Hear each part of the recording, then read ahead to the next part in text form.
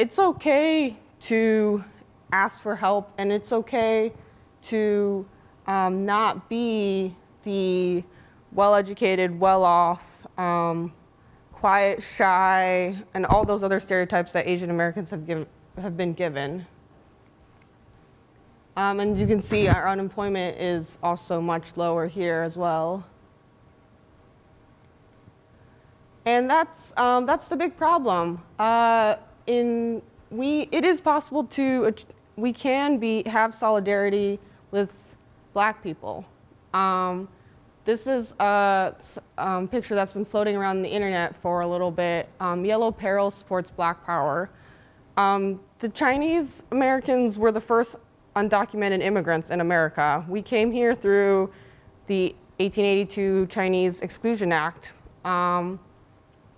And the Asian American movement learned so much from the Black Power movement, from the Chicano movement, from the American Indian movement, and we have to stand with other people of color. Because if not, we're going to keep disappointing our comrades and our fellow Americans. And then this is one that would be from today. What I want to see is more Asian Americans in the streets, more Asian Americans speaking out, because it is possible. It has happened. If you don't know some notable figures, like Richard Aoki, he was a prominent member of the Black Panthers and literally helped arm them during the Black Power movement in the 70s. And Grace Lee Boggs is a very, very, she's like one of my idols. As you can see, you cannot change any society unless you take responsibility for it. We Asian Americans have been given a privilege and a responsibility. We cannot be used as that wedge against Black people, against Hispanic people, against Indigenous people. If we're going to be given that privilege, I have lived in Cleveland for 10 years and I've only been pulled over one time. I have heard from so many of my Black friends that got pulled over regularly for no apparent reason, get harassed by cops. My friend the other day, literally, they were walking down the street and two white ladies just clutched their purses and walked to the other side of the street. That would never happen to me. I could probably literally like walk into a store, grab something, walk out, and no one would think twice. And that's something that I have to use, and every East Asian has to use to help advance the rights of Black people, Indigenous people, and Latinx people.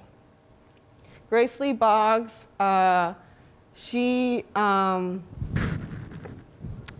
moved to Detroit because she realized that's where the labor movement was. That's where there was a lot of economic exploitation.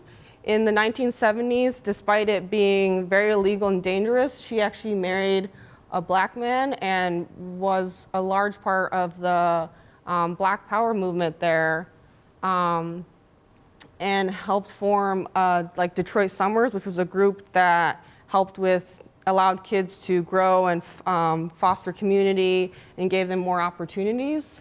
And she's remembered as like a renowned activist who's a big supporter of civil rights.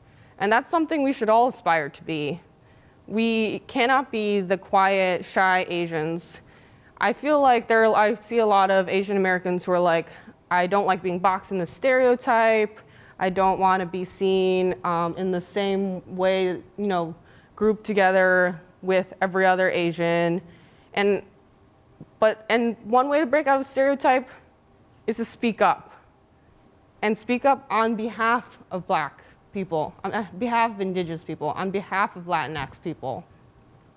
When you hear anti-Blackness in the community, don't play along with those jokes. Speak to your parents, speak to your friends. There's so much in the Asian American culture that appropriates Black culture. When our country was built on the backs of Black folks and Latinx folks, we cannot appropriate that culture for our own use, for fun. And I even hear things like, East Asians using the N-word, like stuff like that. There's this rapper, I don't know if you've heard of, like Rich Chiga, which in itself in the name is like terrible, drops the N-word during his raps. That's, you're taking the work of that Black people have worked so hard for and taking that credit for yourself and at the same time exploiting the work and labor of Black folks.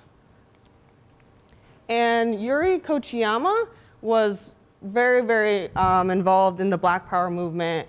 And she her family grew up in the internment camps of Japan when the Japanese were interned in during World War II. And she actually was a huge activist who got the United States to give reparations for all the Japanese that were interned during World War II. And she took that information, not only worked to advance Asian American rights, but worked to advance the rights of Black people. Because she realized that that's all tied together. Japanese being interned is a 5-year phase in America. Black people have been systemically oppressed, literally chained up, enslaved since the beginning of America. And she used that, and she fought with the Black Power movement all through the 70s. She died pretty recently, as you can see. And she's kind of famous for this photo where she dies literally clutching Malcolm X in her arms.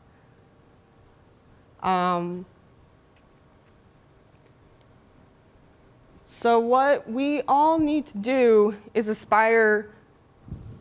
We don't all have to be Yuri Kochiyamas. We don't all have to be Grace Lee Boggs. We don't all have to be Richard Aokis. That's not a life everyone can live. But you can be in solidarity with Black people and Indigenous people, because that is a responsibility that we have. If you do not, you are abandoning all that we have worked for. You are siding with whiteness, you are siding with white supremacy, you are siding with the oppressor if you don't speak up on behalf of Black Lives Matter, and if you do not speak up on behalf of undocumented people. There are trans Americans, there are queer Asian Americans. If you don't speak up on behalf of them, you are abandoning your fellow Asian Americans. And so that's why I think this quote is something that's really apropos right now.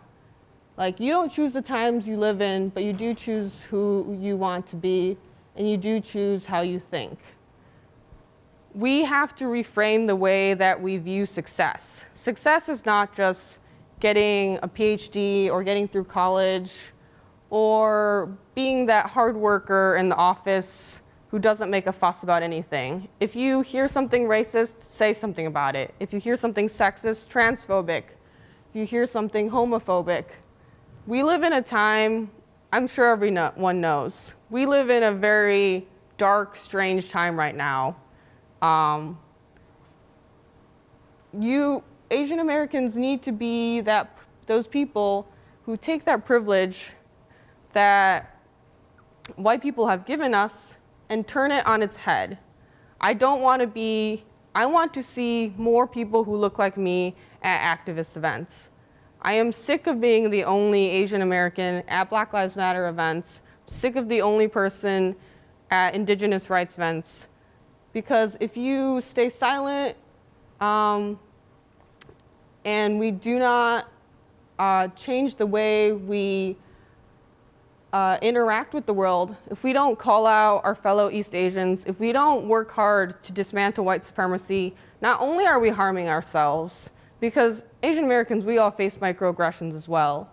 I'm sure many East Asians, any here in the population, in the audience, have had like weird slurs shouted at them in the street, or like I regularly get like weird like ni haos or like where are you from and stuff like that. But that's so minor compared to being systemically oppressed, being shot in the streets, being killed by this, the prison industrial complex. So I'm coming here to ask East Asians to, if you don't step up, we are siding with whiteness. If you don't step up, we are on the wrong side of history. And if you don't step up, we are just as bad as every racist out there. And until we are revolutionary in our thinking, until we truly are in solidarity with our black and brown friends, unless we're truly in solidarity with our queer and trans friends, until we're truly in solidarity with everyone who's been oppressed by the white supremacist system, by the patriarchy. I will not proudly call myself an Asian American, because that term was coined to form solidarity. And right now we do not have that solidarity. And when we finally do that, that's when I will say I'm an Asian American, and I'm proud of that. And that's all. Thank you.